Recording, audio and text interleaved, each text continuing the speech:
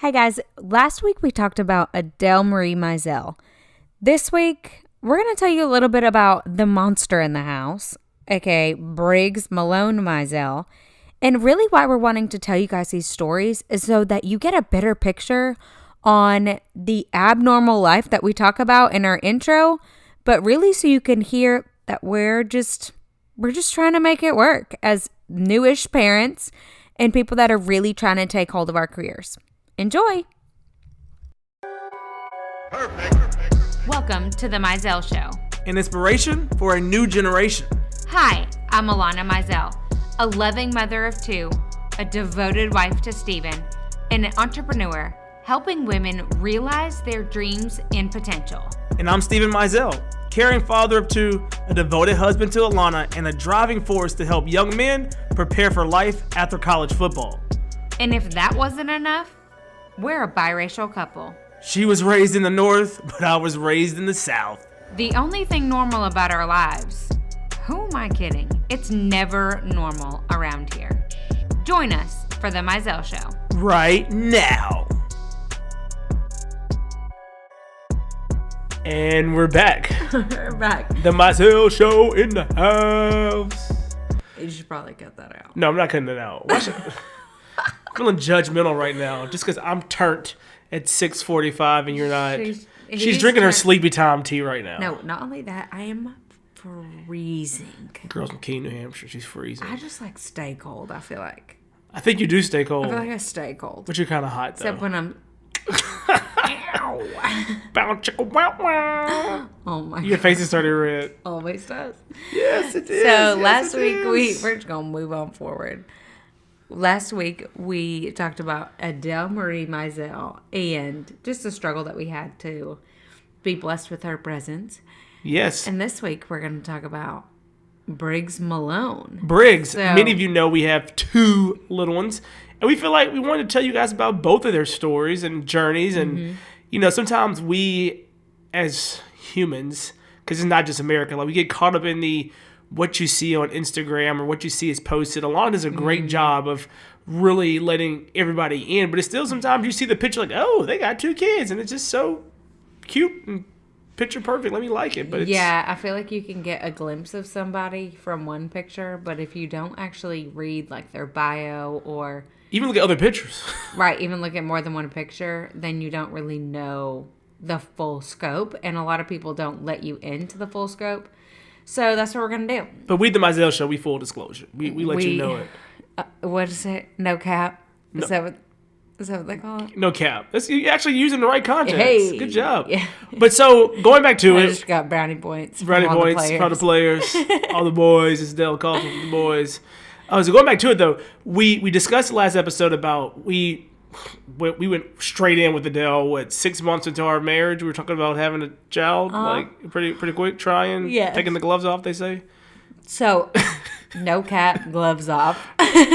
All right. Anyway, so when did you realize Adele needed a sibling? Like, what was that moment? Like, okay, school, age bracket. When do we start? It was Thanksgiving before she turned 3. Okay. So my hope was to have them a little bit less than around 3 years apart was kind of my goal. But also knowing that to get Adele took us a significant amount of time. Exactly. So I really didn't want them to be 5 years apart. No. So that was kind of my, okay, if we start now, then maybe we'll... And that's just something that's ingrained to anyone that's spinach. What was that? Has experienced, I literally said spinach. Like, that's spinach. Experienced infertility. That was like a serious thing, but I completely butchered it. Spinach. Anybody that's... can't even say the real word. Anybody that's experienced infertility or even taken a long time, you kind of think like, oh, let's start now because it could be 2 to 3 years, and you can't help but overcome that and think that. Well, it's almost like you kind of know the negative side of it all. And so to say that, we decided to try for baby number 2, and we immediately got pregnant. Like the next month, and we the next month, like we went to the doctor. That's a joke. He said, "Okay, No. we're gonna go for it." Okay, let's back up because I don't think I remember this story better than you. We were on the way to one of my dear friends' birthday parties, and it was not birthday parties, birthday dinner, family birthday dinner. And I was like, let me just see, because I knew I was like a day late, but whatever. And come to find out, it tested that I was pregnant, and Steven looked at me and was like, "You're kidding me." I literally had the pregnancy test in my backpack because I didn't have enough time. Oh, we did. I remember that now. And he just popped it in. And then it was hysterical. It was hysterical. Hysterical. So then... Which you're always kind of cautious. You're like, wow, like that was quick. Hey, yeah, we're really cautious people. Yeah. So then we didn't tell anybody. No. It was just us. And first appointment was kind of like one of those where they're like, just come back. It's too early to see a heartbeat. Everything looks fine. Mm-hmm. Okay, great. So then it was... I remember this. It was a Sunday. Sunday morning. It was a Sunday morning. And I started spotting. Sorry for all the men that are like, ew. But whatever. Hey. It is what it is. It is what it is. Full disclosure on myself. Started spotting. And we were blessed with a phenomenal doctor that we had his cell phone number. And Steven called him. And he's like, okay, don't worry. It happens sometimes. So it's fine. But I knew. Alana knew in her heart. I knew. And one thing about Alana is that she, for the good and the bad, has a phenomenal poker face. And she never let me really know. Even though her heart... no. Her heart, she knew. And it was Sunday. And the thing about it is that you go through this time... You have a child. Right. You have someone, so you can't just... And we went to church. Went to church? And then I remember mid-service going into the bathroom. And the spotting didn't get better. It started to get worse. And I was like, oh, I was right. This isn't good. So then we go home. We have a little girl. And it's really not common for me to stay the whole day on the couch. Especially on a Sunday, because that's typically when I meal prep. And I was just on the couch. My knees were up. And I was trying to, I don't know, make it not really be what, like I knew it was coming this time. Yeah. I wasn't naive. My body was telling me. Like, body was telling me. This one's over. And. Called your parents. Called my parents. Mm-hmm. They didn't know at the time. They just came over. I was like, Mama, really, I'm waiting for you to come over. So my mom and my dad came over, and then at some point, we decided I needed to go to the ER to get checked out.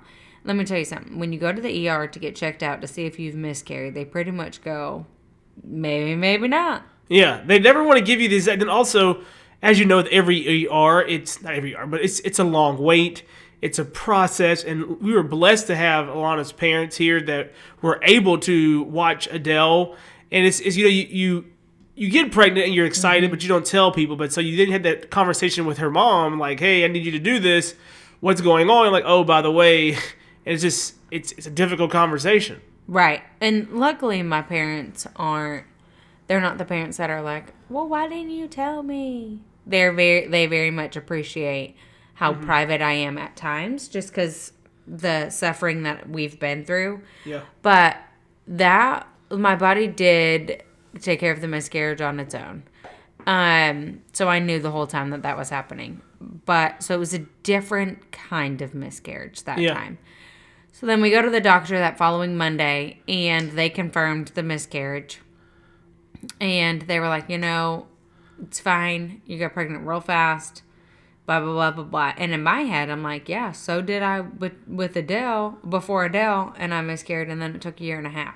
Yeah. So in our heads, we're like, here we go again. But this time around, we had a new doctor, and we had a phenomenal expose of what happened in his vision and how it happens a lot, and how it's nature's way of kind of helping us see that this might not have been the right. It was just very visual and it was great imagery for us. One thing that he said was, okay, so we did not hear a heartbeat because it was too early. I was around 6 weeks when we lost our third child technically.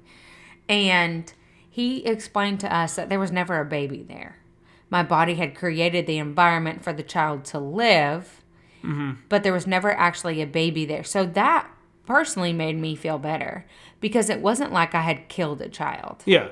And he even told me that more than likely the first pregnancy there was actually not a baby there. My body had created the environment for a fetus to be there. But it also goes back to having that personal touch and that extra conversation to help you walk through that.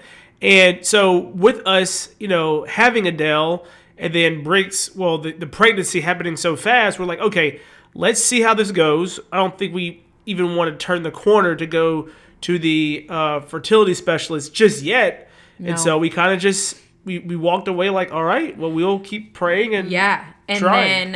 And then a couple weeks went by and I hadn't had my next cycle. And usually the next one is like brutal death. Yeah. Like just death. And I hadn't come and I called them and I'm like, what's going on? So then I have my blood taken again and they're like, either you had twins before or you got pregnant again that fast. And I was like, excuse me? But is it true for my guys listening? Is it true that women are like they're most fertile? They're the most fertile after they've had a baby or after they've like gotten pregnant. So that 3-month window after insemination. Yes. I am not a doctor, by the way. This is just our knowledge. Talking. But yeah. And so, you go and they're like, that was... Right. So I gave blood. I came by, gave blood. They're like, just come by. We'll see what your HCG is. That's the hormone level that they track depending on if you're pregnant. So like any home pregnancy test, that's what it's detecting. And so they just take your blood to see what the numbers are at. And then after 2 days, it should double if you're pregnant. So I came in, gave blood. 2 days later, came in, gave more blood. And they were like, yeah. Either you had a twin in there or you got pregnant again real fast. And I'm like, all right. But isn't it just the imagery of what Briggs is? Like how he is and his personality? Yes. Like, bam, I'm here. Just does whatever he wants. Exactly. It's like, especially today. Oh, you thought I'm here now, bro. You thought you knew what you were getting, Joe. And so Alana came home and told me that. And I tried to do something cute where it like balloons and stuff. Well, Adele lost her ever-loving mind. She did. Had to have a Moana balloon. That cost me $6. $6. This girl lost the balloon before we even got in the freaking car. Yeah, she did. And then she was freaking out about the Moana balloon being gone. And I was like, oh my God, I cannot with this girl. So yeah, that's how that went down. That's how it went down. Real quick. Was that my... No, it wasn't your birthday. It was Father's Day. It was some day. It was very close to. I'm thinking maybe I'm completely off. No, I feel like you're right.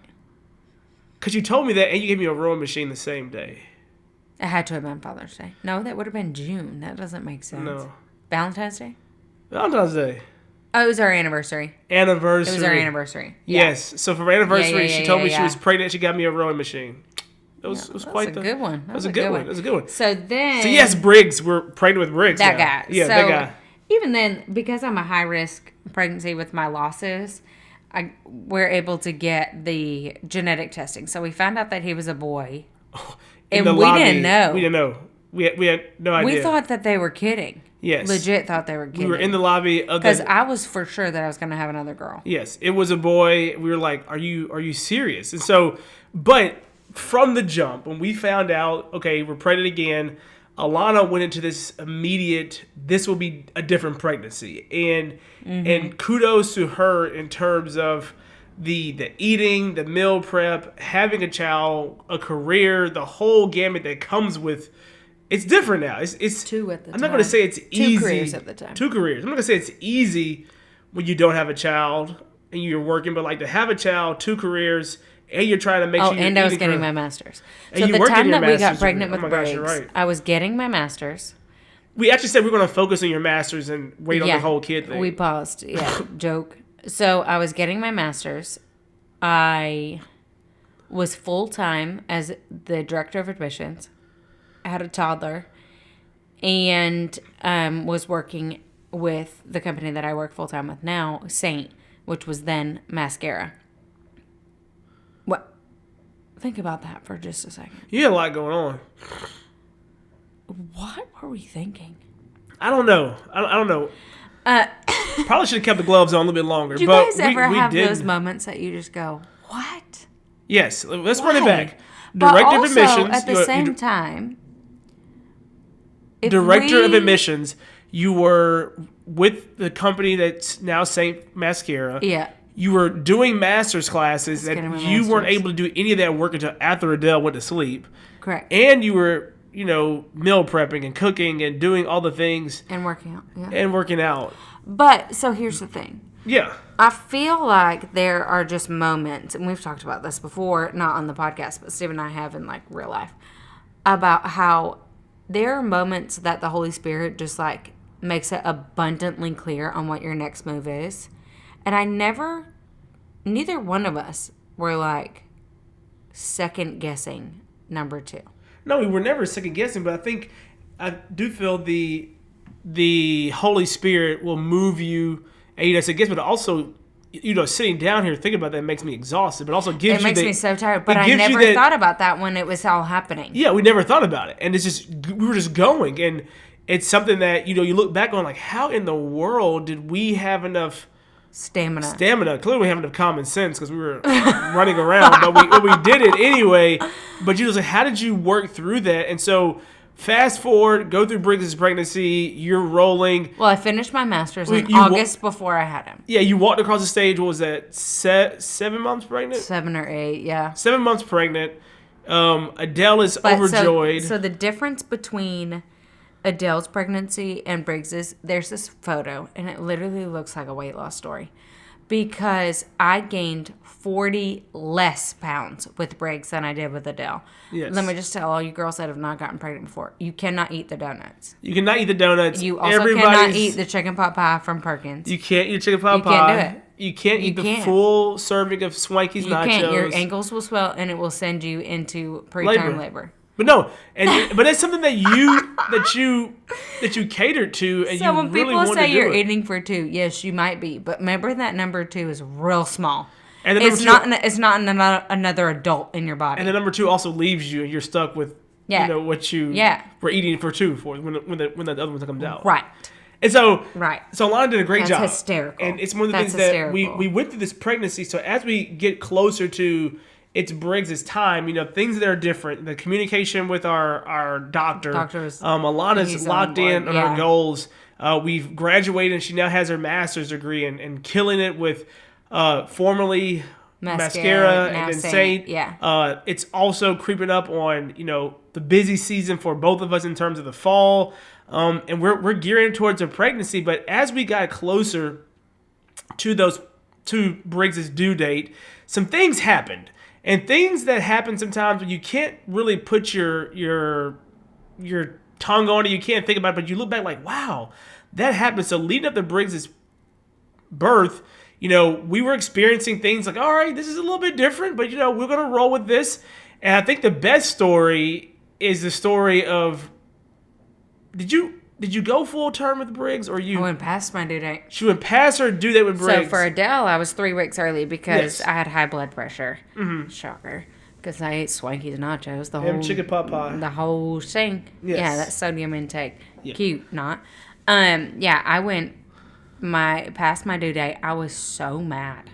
Yeah. That I went past my due date. And then also, because I was like done. And also, Alana is a competitor, a challenger, and she was like, I'm going to get this dude out of me. So the whole thing of the walking, the ball, like all this stuff, we were trying. Well, and I was thinking, and I'm Briggs taking just chilling. Such good care of my body. Why is he not exiting my life? Exactly. Like, dude, get out. I guess she made it so good for him. He was chilling. He was literally chilling. So living his best life. So then I got induced because we set the appointment to be induced. I'm 5'2". Like, this body can only handle so big of a child. Yeah. And he was measuring as about like a, I don't know, 1.5-year-old, it seemed like. He was huge. He was measuring how pretty they were big. measuring. Yes. And so I scheduled my appointment to get induced. And that Sunday, Steven said, hey, go do something nice for yourself. Go get your nails done. You lie. I probably was like, I'm about to leave. You probably said I'm going to do it. Yeah. I'm going to go get my nails done. That is one thing that second pregnancy, because we could afford it.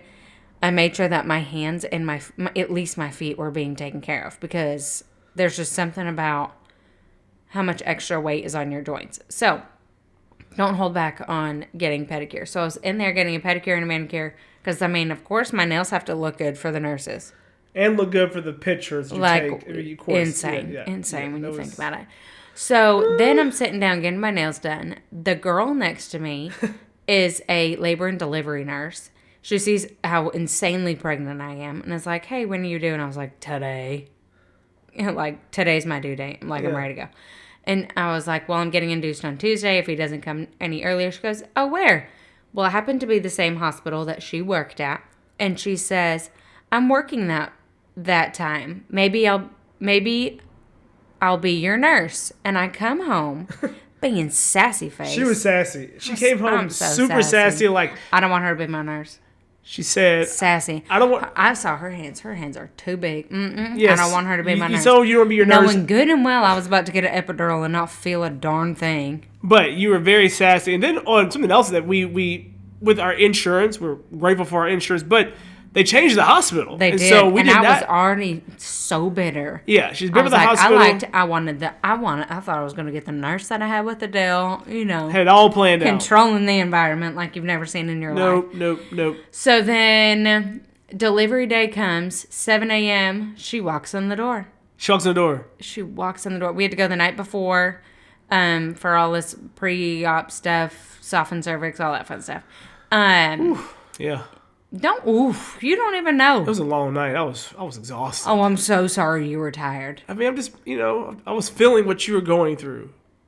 Oh my gosh.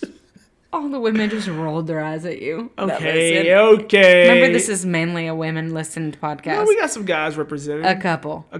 Right. That were just like, he's in the doghouse. Yeah, it was a long night. It was a long night. Go through a lot. Right. So sorry.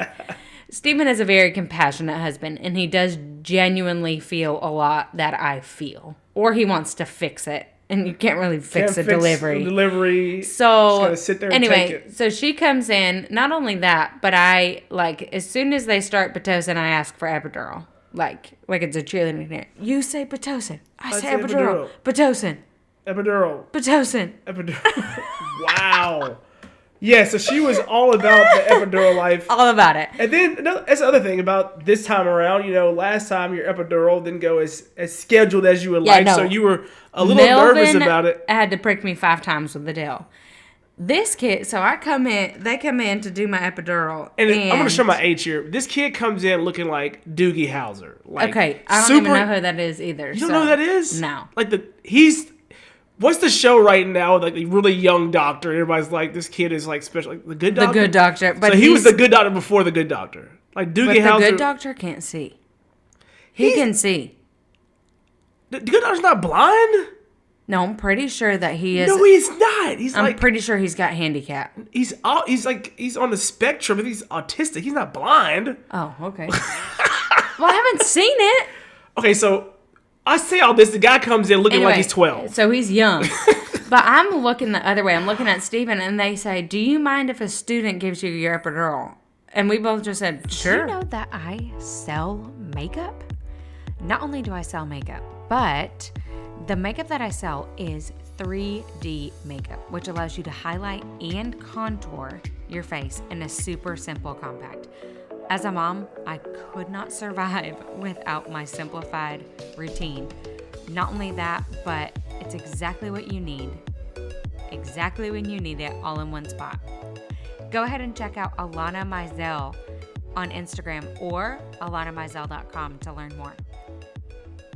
One prick got it. I turn around. It's my Frosh Camp kid. So Frosh Camp is a freshman orientation camp that lasts a couple days. Which shows your age. And yeah, I was a Frosh Camp counselor. When he was a freshman. In Memphis. And this kid is now a student anesthesiologist, which means I'm just old. Yeah. But I turn around and I go, you just saw my butt. Yes. That's all I cared about. And but hey, he got your epidural right, though. He got you right. He got me right. So the Briggs' story is, it was going great. We were progressing awesome, cranking through it. And then but you also, with your second child, you kind of relive the first one. It's like, oh, this happens and this happens, and okay, right. then it so pops I out. got Pitocin and got my water broken at, it was early. It was like 5 or 6 in the morning. Yeah. And then at some point, the nurses started coming in. And I was like, this is kind of weird. So they start moving me different positions, which they do that so that you can kind of progress labor. Like, they don't want you in labor any longer than you have to be.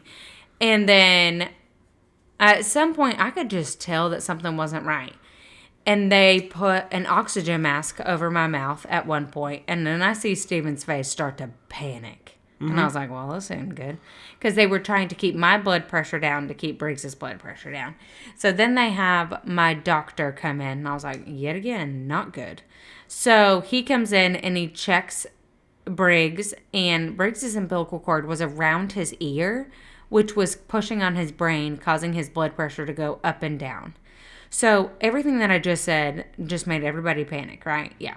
So then my doctor's checking me. His umbilical cord slips from behind his ear to around his neck. Yes. And then within 7 minutes, the nurse hops on the gurney, holds Briggs. The nurse that she did not want to. The nurse that I did not want to be my nurse. She's literally on top of you, holding Briggs on inside. the gurney, holding Briggs inside because I was 9 centimeters. So the contractions were, like, my body was getting this baby out. But we couldn't get him out because the umbilical cord was wrapped around his neck. The umbilical cord was coming in front of Briggs, which could have cut off his breathing. Mm-hmm. Had it ripped out of him, unclamped, then he would have been sucking in. I don't really understand all the things.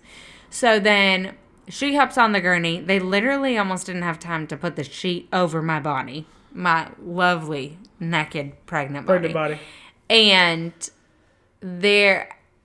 all I remember is the anesthesiologist. I ended up having 4 anesthesiologists. One was the lead anesthesiologist. There were 7 nurses, a surgical assistant, a NICU nurse, and 2 NICU nurses, all in my C-section room. And it was happening so fast that nobody could stop and say, you're going to be okay. Yeah. It wasn't until, like, we were way in there. Then the anesthesiologists were like, you're okay, da-da-da-da. And Stephen got in there. Briggs was safe. I was safe. Briggs was crying. Yelling. He was crying. Literally, Briggs was crying and alive, out of my uterus by the time Stephen got in. Like, that's how fast it was. Yeah. Because he had to put, like, all those booties and things on. And the epidural was absolutely incredible. I think my doctor asked 4 or 5 times who did this epidural because nobody believed that it was a student.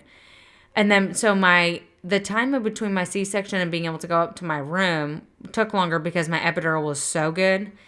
But it happened so fast that they had to go find the lead anesthesiologist to confirm that he had actually given me my antibiotics because he gave them to me while we were flying down the hallway. So, very traumatic birth, very quick birth. Yeah. He was fine. I was fine, in shock, still kind of like, what happened? Yeah. And because of that, and having 2 kids and probably some other factors, I ended up having severe postpartum depression. And it wasn't until, so one of my dear friends had postpartum depression. She's been very open with me about it for years. And it was such a blessing because that's the only reason that I knew what postpartum depression was. Because she was willing to speak out and have the conversation. Because somebody else explained her experience. Yes. And so then I started asking her questions, and she just said, Alana, I really think you need to go talk to your doctor. So then I'm in my first follow-up appointment, like 6 weeks later or whatever, and he asked me one question. All he says is, how are you doing? And I just start crying. And I don't think you were ready for it. No.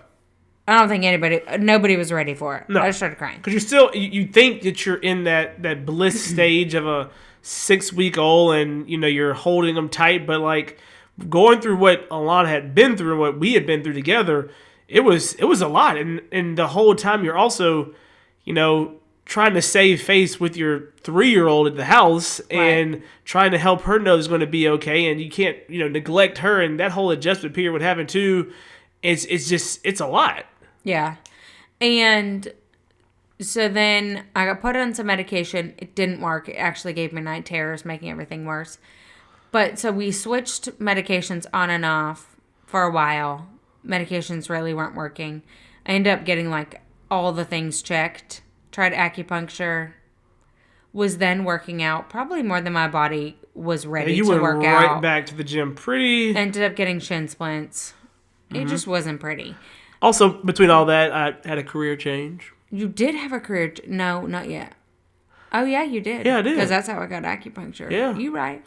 So, no, you hadn't had a career change yet.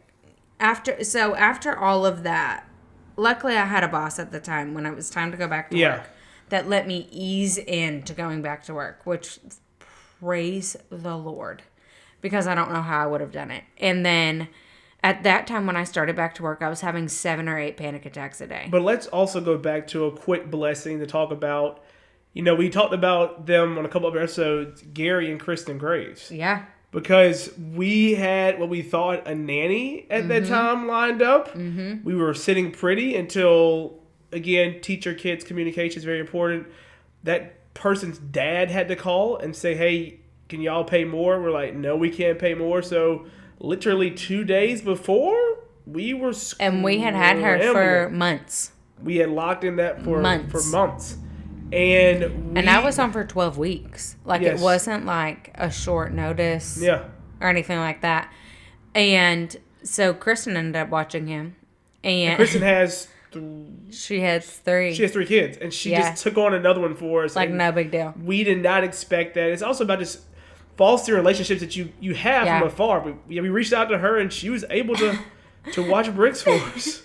And her husband is hysterical. Gary's hysterical. And he called her Not Your Mama from Dinosaurs. Yes, Not Your Mama. Which is now on Disney Plus if anybody wants to watch it.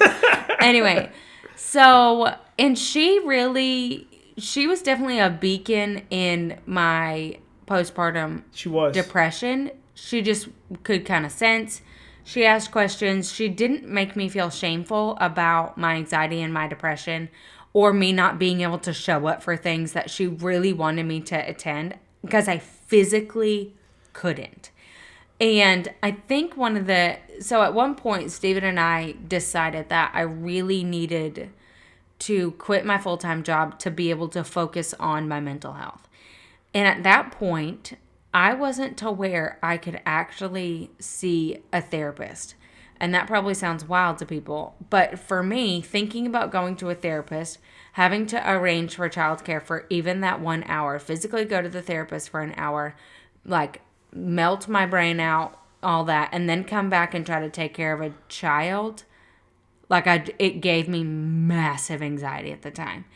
And so I ended up getting on a medication that worked. Now, the original doctor that was my OB and all of that, my anxiety was so bad that I reacted like, you guys know I'm from the North because we say I'm from the North and I'm from the South. Anyway, she was raised in the North, he was raised in the South. But when I've decided that, I'm angry, like it's vicious. Yeah. And I was vicious. You were vicious. I was vicious. Like, I can make you feel real small, and I don't want to. So we had a decent falling out. But all that to say, I got on a medication, doing great now, have a phenomenal therapist that take your time, find the therapist that is right for you. Yes. I've had many a therapist that just made me a better perfectionist. That's not what I needed. I needed a therapist to look at me and say, I see you. You're not alone. I'm going to be with you through this. Mm-hmm. And what you've been through sucks. Yeah. Like, it sucks. And that's okay. But I'm going to be with you through it. Mm-hmm. And through the healing that she's helped with, I ended up, just last week, going back to that doctor. Going back to the original doctor. And so for 2 years, both Steven and I thought that in Briggs' delivery, one or both of us were about to die. The umbilical cord was coming out in front of Briggs. I had to get a C-section. Like, we had played this in our head. He was going to lose oxygen. Well, and we asked the nurse, but responses were so far above our heads that we just were like, okay, well, that means that I was going to bleed out. Yeah, and you're moving so fast, and you're trying Right. to grasp, and then also you have so many things coming in your direction. Then, once your child is here, you're worried about the child, and then on top of that, that moment sticks in your head, and then Right. then on top of that, the moment sticks in your head. Then also the narrative that people have told you is there, and then you also sometimes overcome and write your own narrative based on Right. what you think happened. Well, and like it's totally normal to also experience postpartum depression with adding in your second child. Yes. Totally normal. So like the trauma of my delivery was never a thought in these nurses or these doctors' minds because they were like, no, she went from 1 to 2 kids. That makes total sense. And so, and I've had anxiety since I think 11 was the first time I noticed I had anxiety. So I go back to my doctor. I am super vulnerable and apologize to the doctor for my reaction and how I had acted 2 years prior. It took me 2 years to get to where I could apologize. 2 years, and we actually left that doctor. Right, and I apologized to a man who was family friends with us. Mm-hmm. And I knew very well. Like, he wasn't just a doctor. Yeah. Like, we knew him very, very well. Exactly. And if you've listened to the last episode, you heard that we even went to his house. Like, we know his kids. We know his wife. Like, we're friends. 2 years later, I find out last week, a week ago tomorrow, Yeah. that I actually wasn't going to die. And he said, I had you the whole time. And I was like, what? Wait. What? Yeah. And Stephen couldn't be there because of COVID. And I was sitting there in shock.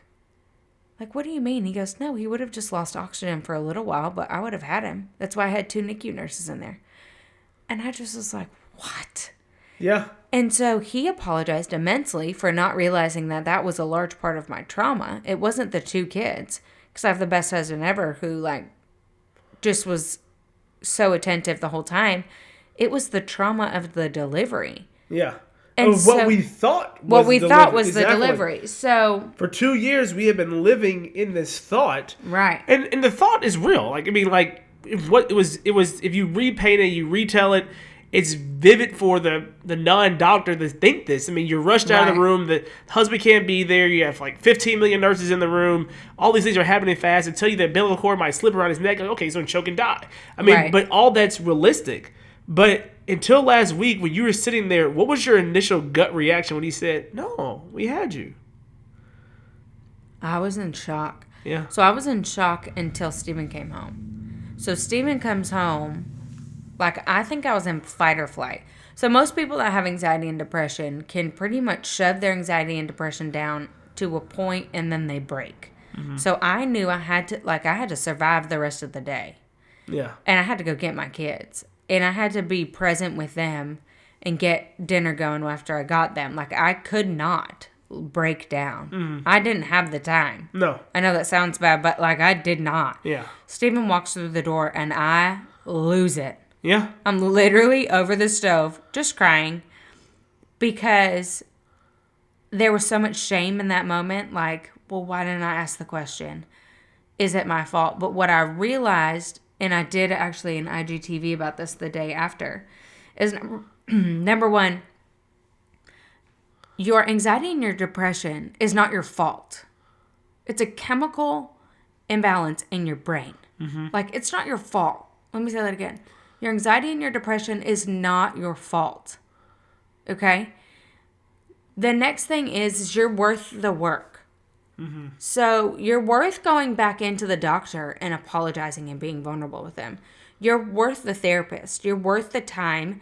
You're worth the 2 years. I could not have gone into that doctor, apologized a year and a half ago. I couldn't have done it. And that is something that is so, so important. You guys have heard this podcast or telling the story about Briggs and our journey, but like, let's just don't turn this off without realizing what Alana just said. You are worth the work. Mm-hmm. But so many times you run from that work, you run from that conversation. Or you're busy putting the work in everywhere else in your life. And you're missing out where it needs to be. Yeah, and exactly. You've heard it before. Who's the last person that you're going to be with? Yourself.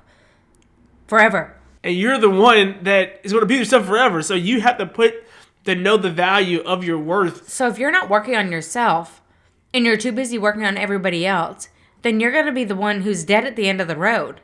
So you're worth the work. So first, the chemical imbalance is not your fault. I've thought for so long that it's my fault.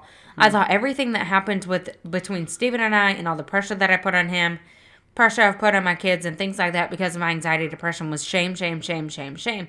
It's not my fault. It's not my fault. I have a chemical imbalance in my brain that I'm medicated for. Fact. Did it take a long time to find out the medication that would work best for me? Yes. 7 different medications. And actually, it might be more than that. But the most important is give yourself and give others grace. So I had to give my doctor grace, but more importantly, I had to give myself grace to sit in the bathtub that night and just cry. The water was cold. I came out. Steven let me stay in the room by myself. Then I was like, no, I want my babies in here. They were worried about me. But I was like, Mommy just needs to cry. And your kids being able to see you have emotion and see you cry also shows them that vulnerability and tears and healing is healthy and that you are worth the work and that you are giving yourself grace just like you give them grace every day. So guys, long story about Briggs, but ultimately what it comes down to is if you have a chemical imbalance in your brain, mental health is really, really, really important. No matter what the story is that got you there, it's not your fault. Number 2, you're worth the work. You are worth the work before. You are worth the work now. You'll be worth the work next week. You are always worth the work. And number 3, give yourself and get grace. Okay? Give others grace. Give yourself grace. We are so grateful on Grace for you guys listening to our podcast day in and day out. You guys, if you are struggling with mental health, we're going to put just a phone number in the note section for you guys to reach out to. Also, of course, reach out to us. A lot of people reach out to me on Instagram. That is great. It's just at Alana Mizell is my personal one. You can always reach out to us at The Mizell Show on Instagram or info@themizellshow.com. Are you loving The Mizell Show? Well, we love you all. And did you know that you can have me and Steven talk to your team or a group of 25 of your friends? All it takes is 25 people showing up on either a Zoom call, a Facebook Live, or really anywhere. Hopefully in person sooner rather than later. But how do you get us? So all you have to do is email themizellshow@gmail.com or you can direct message us on Instagram @themizellshow.